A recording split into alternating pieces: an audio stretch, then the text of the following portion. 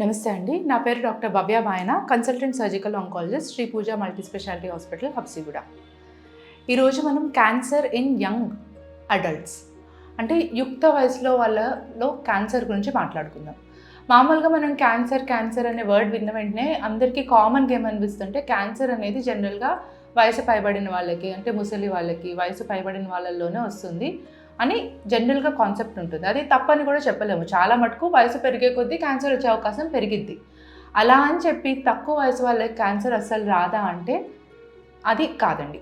Cancer ఏ వయసులో అన్నా రావచ్చు. మనకు ఒక 9 ఏళ్ళ వయసు బాలికలో క్యాన్సర్ రావచ్చు, 20, 30 అంటే ఏ ఏజ్లో అన్నా క్యాన్సర్ రావచ్చు. కానీ ఇన్సిడెన్స్ అనేది ఎక్కువ శాతం జనరల్గా పెద్ద వయసు వాళ్ళకి వస్తుంది.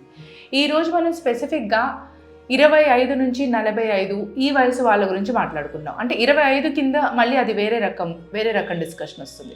మనకి ఇప్పుడు యంగ్ అడల్ట్స్ అంటే మనం కొంచెం యాక్టివ్గా, ప్రొఫెషనల్గా ఇంక్లైన్ ఉండి ఈ ఏజ్లో ఉన్న అడల్ట్స్లో జనరల్గా క్యాన్సర్ అంటే 25 నుంచి 45 ఇయర్స్ వాళ్ళల్లో క్యాన్సర్ ఏ విధంగా ఉంటుంది అని మాట్లాడుకుందాం. ఓవరాల్గా కూడా చూస్తూ ఉంటే ఇప్పుడు ప్రపంచం మొత్తంలో కూడా క్యాన్సర్ అనేది చిన్న వయసుకు షిఫ్ట్ అవుతుంది. ఇదివరకు 70 సంవత్సరాల వాళ్ళకి వచ్చేది ఇప్పుడు 50 సంవత్సరాల వాళ్ళకి, 50 వాళ్ళకి వచ్చేది 30, 40 ఇలా డిఫరెంట్ యంగర్ ఏజ్ గ్రూప్కి వస్తుంది. ఈ ప్యాటర్న్ ఎక్కువగా అబ్జర్వ్ చేసామంటే ఇండియాలో చాలా ఎక్కువగా ఉంది. ఇంకా వేరే కంట్రీస్తో కంపేర్ చేస్తే మనకి ఇలా యంగ్ ఏజ్లో క్యాన్సర్ గ్రూప్ ఎక్కువగా ఉంటుంది. అది 30 సంవత్సరాల వాళ్ళకి అయి ఉండొచ్చు, బ్రెస్ట్ క్యాన్సర్ అయి ఉండొచ్చు, రొమ్ము గ్యాస్ట్రిక్ కార్సినోమా అంటే స్టమక్ క్యాన్సర్ 20-30 సంవత్సరాల్లో మీరు వినే ఉంటారు. 30 ఇయర్స్కి గ్యాస్ట్రిక్ కార్సినోమా వస్తుంది. చాలామందికి కోలన్ క్యాన్సర్, ఇప్పుడు కోలన్ క్యాన్సర్ అంటే పెద్ద పేగు క్యాన్సర్, ఇవి రావచ్చు. కామన్గా అయితే లింఫోమాస్ అంటారు, అంటే బ్లడ్ క్యాన్సర్స్, ఇవి కూడా ఎక్కువగా వస్తూ ఉంటాయి. సో ఏ రకమైన క్యాన్సర్స్ వస్తాయి వాటి గురించి డిస్కషన్ కాకుండా ఇప్పుడు ఈ వీళ్ళల్లో జనరల్గా ప్రాబ్లమ్స్ ఏంటి అనేది డిస్కస్ చేద్దాం.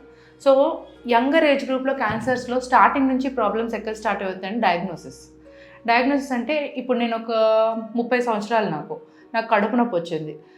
నాకు 50 సంవత్సరాలకి కడుపు నొప్పి వచ్చింది. 50 సంవత్సరాల్లో ఆ కడుపు నొప్పికి నేను ఎంత ఇంపార్టెన్స్ ఇస్తానో 30 సంవత్సరాల్లో అంత ఇంపార్టెన్స్ ఇవ్వను. జనరల్గా చాలా బిజీగా ఉంటాం, కెరియర్లో బిజీగా ఉంటాము, పిల్లలతో బిజీగా ఉంటాము, వర్క్ రిలేటెడ్ ఆస్పెక్ట్స్.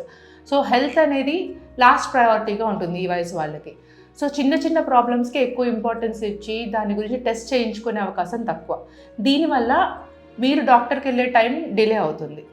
ఇంకొకటి ఏంటంటే డాక్టర్ దగ్గరికి వెళ్ళిన తర్వాత కూడా జనరల్గా ప్రతి ఒక్కరు మీరు వచ్చిన వెంటనే ఫస్ట్ క్యాన్సర్ అనేది బ్రెయిన్లో ఉండదు. డాక్టర్స్కి కూడా క్యాన్సర్ డాక్టర్ అంటే క్యాన్సర్ ఆలోచిస్తాము. మీరు జనరల్కి ఇలాంటి కంప్లైంట్స్ జనరల్ ఫిజిషియన్స్ దగ్గరకో, ఫ్యామిలీ డాక్టర్స్ దగ్గరకో, ఇలా వేరే డాక్టర్స్ దగ్గరికి వెళ్తారు. అలా వెళ్ళినప్పుడు ఫస్ట్ థాట్ క్యాన్సర్ అనేది రావడం డాక్టర్స్కి కూడా సహజం కాదు. గ్యాస్ట్రైటిస్ అయి ఉండొచ్చు, చిన్న మందులు పెట్టి పంపించేయచ్చు.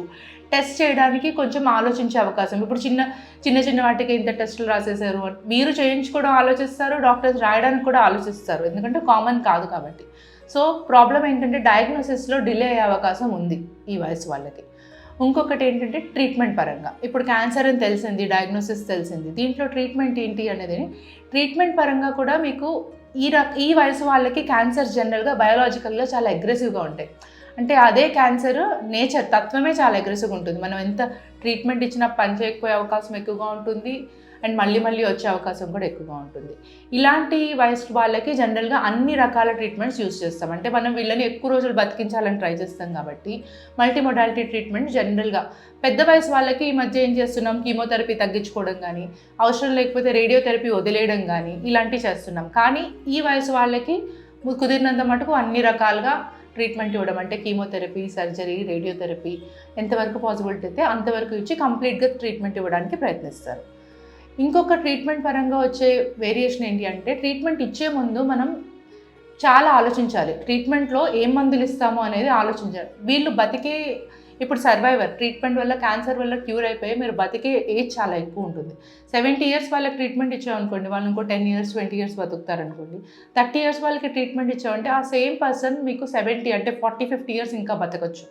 అలా బతికినప్పుడు మనం ఇచ్చే మందుల వల్ల కూడా క్యాన్సర్ వచ్చే అవకాశం ఉంటుంది. సో ఆ మందులు ఏంటి అని చూసుకొని ఆ మందులు అవాయిడ్ చేయాలి. ఈ ప్రాబ్లమ్స్ పాకు పెద్ద వయసు వాళ్ళకి ట్రీట్ చేసేటప్పుడు ఈ విషయాల గురించి ఆలోచించాల్సిన అవసరం ఉండదు.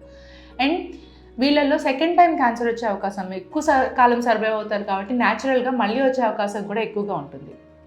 ఇవన్నీ కూడా దృష్టిలో పెట్టుకొని ట్రీట్మెంట్ ఇవ్వాల్సి వస్తుంది. ఇంకొక మెయిన్ ఏంటంటే చైల్డ్ బేరింగ్. సో ఈ వయసు వాళ్ళకి ఈ కాలంలో చూస్తే 35 చాలామంది 35 తర్వాతే పిల్లల్ని కంటున్నారు కాబట్టి చైల్డ్ బేరింగ్ అనేది ఫినిష్ అవ్వకపోవచ్చు. అప్పటి వరకే మీకు పిల్లలు ఆల్రెడీ పుట్టేశారు, అదే అయితే గుడ్, వెల్ అండ్ గుడ్.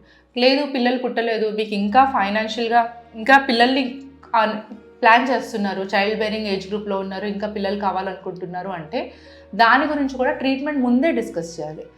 కొన్ని రకాల క్యాన్సర్స్ ఏంటంటే ట్రీట్మెంట్ ఇస్తాం కదండి, ఆ కీమోథెరపీ డ్రగ్స్ అయితే ఏవైతే ఉంటాయో అవి మీ ఓవరీస్కి కానీ టెస్టిస్కి కానీ వెళ్ళి ఆల్రెడీ సెల్స్ని డ్యామేజ్ చేయకుండా ఉండాలంటే ట్రీట్మెంట్ ముందే మీరు డిస్కస్ చేస్తే, మీ చైల్డ్ బేరింగ్ ప్లాన్స్ గురించి డిస్కస్ చేస్తే దానికి తగ్గట్టు ట్రీట్మెంట్ మాడిఫై చేయడం కానీ మందులు లేదు అంటే అట్లీస్ట్ మీకు ఆప్షన్స్ ఏంటి, మీ ఓవరీస్ తీసి ప్రిజర్వ్ చేసుకోవడం కానీ, ఇన్విట్లో ఫర్టిలైజేషన్ కోసం గొనాడ్ ప్రిజర్వేషన్ అంటాము, ఏమన్నా ఓసైడ్స్ తీసి ప్రిజర్వ్ చేసుకోవడం కానీ, ఇలాంటి ఆప్షన్స్ డిస్కస్ చేయడానికి కుదిరిద్ది. దాని తర్వాత మీ ఫీజిబిలిటీ బట్టి మీకు అవసరమా లేదా అనేది, బట్ ఒక బ్యాంక్లో అయితే ఒక రిజర్వ్ ఉంటుంది, మీ ట్రీట్మెంట్ అంతా అయిపోయిన తర్వాత ఏం చేయాలని ఆలోచించుకోవచ్చు. అండ్ మై పర్సనల్ అడ్వైస్, జనరల్గా ట్రీట్మెంట్ తీసుకొని వాళ్ళకి క్యాన్సర్ నుంచి మొత్తం బ్రెస్ట్ క్యాన్సర్ పేషెంట్ ఉన్నారు అనుకోండి, ట్రీట్మెంట్ నుంచి మొత్తం క్యూర్ అయిపోయారు, పిల్లల గురించి ఎప్పుడు పిల్లల్ని కనకూడదా అంటే అసలు కనకూడదు అని మేము అడ్వైస్ ఇస్తున్నాం అంటే ముందే మీకు పిల్లల్ని కనడానికి మీకు బ్యాంక్లో ఇవి పెట్టుకోండి అని చెప్పము. సో కనొచ్చు, పిల్లల్ని కనకూడదు అని కాదు, కాకపోతే ఆ క్యాన్సర్ తత్వం ఏంటి అనేది మీకు నాకు అర్థం కావడానికి కూడా టైం పడుతుంది. సో గివ్ సమ్ స్పేస్, మీరు రికవర్ అవ్వడానికి కూడా క్యాన్సర్ నుంచి మీకు టైం పడుతుంది, అండ్ ఆ క్యాన్సర్ మళ్ళీ మిమ్మల్ని ఎఫెక్ట్ చేస్తుందా లేదా అనే దానికి టైం పడుతుంది. సో జనరల్గా ట్రీట్మెంట్ అయిపోయాక 1-2 సంవత్సరాలు టైం ఇచ్చి ఎట్లా ఉంటుంది అని కంప్లీట్గా అర్థం చేసుకొని తర్వాత పిల్లల గురించి ప్రొసీడ్ అవ్వడం ఇంపార్టెంట్. ఇంకొక ఇంపార్టెంట్ ప్రాబ్లం ఏమొస్తుందంటే అండి, క్యాన్సర్ పరంగా ఫైనాన్షియల్ ఇష్యూస్. సో 30-40 ఇయర్స్లో జనరల్గా అందరికీ హెల్త్ ప్లానింగ్ ఏమి ఎక్కువ ఉండదు, హెల్త్ ఇన్సూరెన్సెస్ తీసుకోరు, పేరెంట్స్ గురించి ఆలోచిస్తారు కానీ వాళ్ళ గురించి వాళ్ళు ఆలోచించుకొని వాళ్ళు చాలా తక్కువ హెల్త్ ఇన్సూరెన్స్ ప్లాన్స్ ఉండవు, ఏమవుతుందిలే అని చెప్పి. ఫైనాన్షియల్గా కూడా ఇంకా వెల్ సెటిల్గా ఉండరు, సో హెల్త్ రిజర్వ్ అనేది ఉండకపోవచ్చు, సో ఫైనాన్షియల్గా కూడా చాలా ఇబ్బంది అయ్యే పరిస్థితులు ఉంటాయి. సో మీరు హెల్త్కి ఫండ్ కానీ హెల్త్ ఇన్సూరెన్స్ కానీ ఇవన్నీ యాజ్ సూన్ యాజ్ పాసిబుల్, అంటే ఫస్ట్ ప్రయారిటీ ఉండాలి. నేను ఇప్పుడే జాబ్ స్టార్ట్ చేశాను, ఇప్పుడప్పుడే ఎందుకు నేను దీని గురించి ఇన్వెస్ట్ చేయడం అలా అనుకోకూడదు. ఎప్పుడు ఏమవుతుంది అనేది ఎవరైనా చెప్పలేము, అయినప్పుడు ప్రిపేర్డ్గా ఉండాలంటే యాజ్ సూన్ యాజ్ పాసిబుల్ ఇమీడియట్గా మీరు ఎంత ఇమీడియట్గా ఫైనాన్షియల్గా కొంచెం పరిస్థితిలో ఉన్న వెంటనే కొంచెం ఫండ్ మీ టోటల్ ఫండ్ నుంచి కొంచెం హెల్త్కి పెట్టేసుకోవాలి.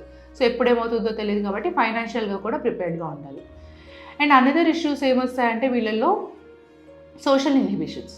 అంటే చాలామంది నన్ను రెగ్యులర్గా వచ్చి అడిగేది ఏంటంటే, ఒక పేషెంట్ వచ్చారు, ఆయన లిటరలీ మా దగ్గరే ఆల్మోస్ట్ 6-7 మంత్స్ ఉండేవాడు, చాలా కంగారు పెట్టేవాడు ట్రీట్మెంట్ అని.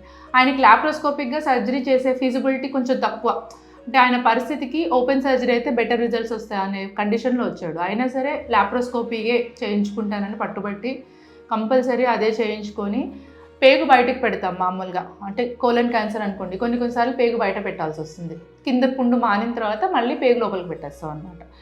ఆ పరిస్థితుల్లో కూడా ఆయన కంపల్సరీ ఇవన్నీ చేయించుకొని వెళ్ళాడు.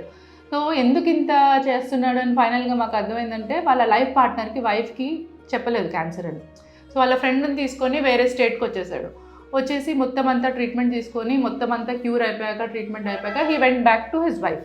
అంటే ఆయన ఇంటెన్షన్ ఏంటి, రివీల్ చేయకూడదు అని. సో ఇది ఒక పర్సనల్ చాయిస్, కాకపోతే ఇట్స్ ఆల్వేస్ బెటర్ రివీల్ చేసి లైఫ్ పార్ట్నర్ అనేది మీకు లైఫ్లో కంపల్సరీ అన్నీ మీకు ఈ ట్రీట్మెంట్ ఇప్పటితో ఎండ్ అవ్వదు. క్యాన్సర్ అనేది ఫీవర్ లాగా ఇప్పుడు వచ్చేస్తే అయిపోయింది, ఈ ట్రీట్మెంట్ చేంజ్ చేసుకున్నాను ఇంకా మళ్ళీ ఉండదు అనే విషయం కాదు. దానితో చాలా పొడుగుని ఉంటాయి, మీ పిల్లల గురించి, మిగతా వాటి గురించి, మీ ఫైనాన్షియల్స్ మళ్ళీ రికవరెన్స్ రావడం. సో కంపల్సరీ లైఫ్ పార్ట్నర్కి జనరల్గా డయాగ్నోసిస్ డిస్క్లోజ్ చేయడం అనేది వెల్ అడ్వైజ్బుల్. అండ్ ఇంకా కొంతమంది సోషల్ ఇష్యూస్లో చూస్తే ఏమవుతుందంటే పెళ్ళిళ్ళు. సో పెళ్ళిళ్ళు చేసే ముందు కూడా చెప్పకుండా చేయడం అనేది కూడా చాలా కామన్గా జరుగుతూ ఉంటుంది. దానివల్ల మీకు ఫ్యూచర్లో అడ్వాంటేజ్ ఏమి ఉండదండి, అంటే దాచిపెట్టి చేసే అంత దాచుకోగలిగే అంత ప్రాబ్లం కాదు ఇది. ఎక్కడో ఒక్క చోట బయటకు వచ్చేస్తుంది, మీ ట్రీట్మెంట్లో ఫాలోఅప్లో ఉండాలి. అండ్ ఆ స్ట్రెస్లో మీరు హెల్త్కి కూడా ఇంపార్టెన్స్ ఇవ్వకపోవచ్చు, రెగ్యులర్ ఫాలోఅప్స్కి వెళ్ళక ఉండకపోవచ్చు, తెలియకూడదు లైఫ్ పార్ట్నర్కి అని చెప్పి సరిగ్గా ట్రీట్మెంట్ తీసుకోకుండా ఉండొచ్చు. సో సోషల్ డిస్క్రిమినేషన్ చేయకూడదు అనేది మిగతా వాళ్ళకి చెప్పగలిగేది. సో జనరల్గా చాలా క్యాన్సర్స్ ఉంటాయి, థైరాయిడ్ క్యాన్సర్లు అలాంటి. క్యాన్సర్ అనే వర్డ్ అంటాం కానీ వాళ్ళంతా భయంకరమైన లైఫ్ స్టైల్ ఏమి ఉండదు వాళ్ళకి, they will be fine, long life ఉంటుంది, ఏమీ ఇష్యూస్ ఉండవు. సో ఒక క్యాన్సర్ ఎలా ఉంటుంది దాని ప్రోగ్నోసిస్ గురించి డాక్టర్తో డిస్కస్ చేసుకొని క్యాన్సర్ వచ్చిన పేషెంట్స్ని డిస్క్రిమినేట్ చేయకుండా ఫీజిబిలిటీ ఉంది, ఆరోగ్యపరంగా ఉన్నారంటే మీ ఫ్యామిలీస్ వాళ్ళ ఫ్యామిలీస్ ఈ ట్రీట్మెంట్ గురించి క్లియర్గా డిస్కస్ చేసుకొని పాయింట్స్ అన్నీ డిస్కస్ చేసుకొని ఈ క్యాన్సర్ గురించి డిస్క్లోజ్ చేసి పెళ్లి చేసుకోవడం అనేది చాలా ఇంపార్టెంట్. అండ్ అనదర్ ప్రాబ్లం ఏంటంటే అండి జాబ్ పరంగా. సో కొన్ని క్యాన్సర్స్ వల్ల మీకు మేబీ ఇదివరకు చేసే జాబ్ చేయలేకపోవచ్చు. మొన్న ఒక పేషెంట్ వచ్చాడు, నెక్ డిసెక్షన్ చేసి మెడలో ఇలా మజిల్ కొన్నిసార్లు కట్ చేయాల్సి వస్తుంది. సో ఆయన స్పెసిఫిక్గా కట్ చేయొద్దు అంటున్నాడు. ఏంటంటే ఆయన తలపైన బరువులు మోస్తాడంట లేబరర్. సో నా లైఫ్ స్టైల్ ఏమైనా డిస్టర్బెన్స్ అవుతుందా అని చెప్పి. సో ఇక్కడ మీరు ఆలోచించుకోవాల్సింది ఏంటి అంటే జాబ్ అనేది మనకి జనరల్గా ఆల్టర్నేటివ్స్ ఉంటాయి. సో ట్రీట్మెంట్ గురించి డిస్కస్ చేసి డిసైడ్ చేసుకునేటప్పుడు ట్రీట్మెంట్ పరంగా ఏది ఇంపార్టెంటో అది చేయించుకొని జాబ్లో ఆల్టర్నేటివ్స్ ఎత్తుక్కోవడం బెటర్.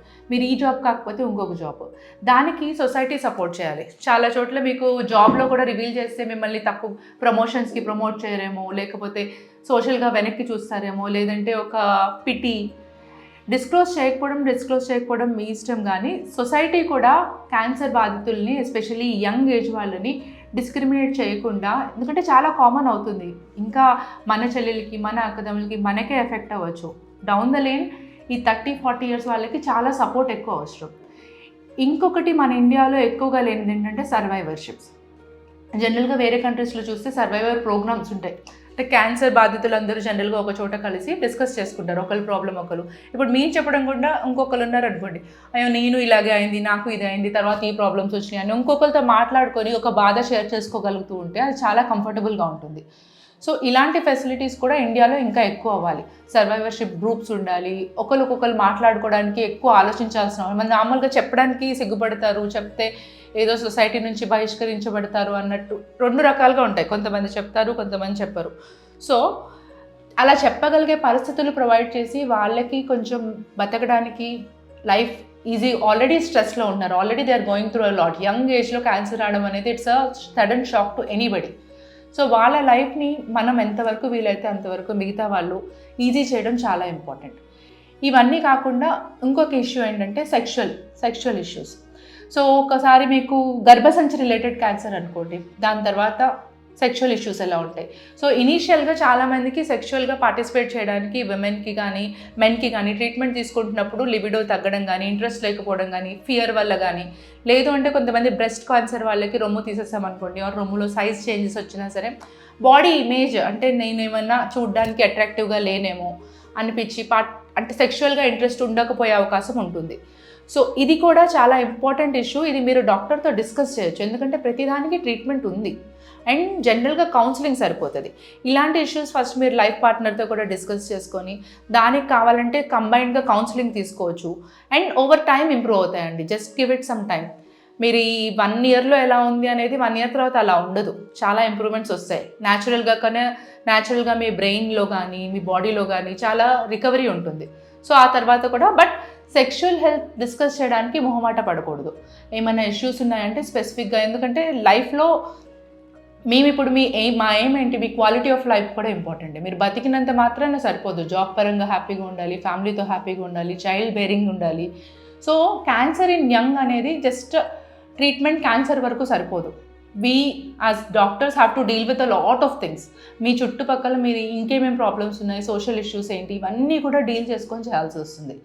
మీరు కానీ యంగ్ క్యాన్సర్ సర్వైవర్ అయి ఉంటే మీరు ఇంకేమైనా డిస్కస్ చేసి మిగతా వాళ్ళకి ఏమన్నా సజెషన్స్ ఇవ్వాలనుకున్నా, ఆర్ మీరు యంగ్ క్యాన్సర్తో బాధపడుతున్నారు, ఇంకేమైనా డౌట్స్ ఉన్నాయన్నా ప్లీజ్ కామెంట్ సెక్షన్లో మెన్షన్ చేయండి, ఇంకా కొంచెం డీటెయిల్గా డిస్కస్ చేద్దాం. Thank you.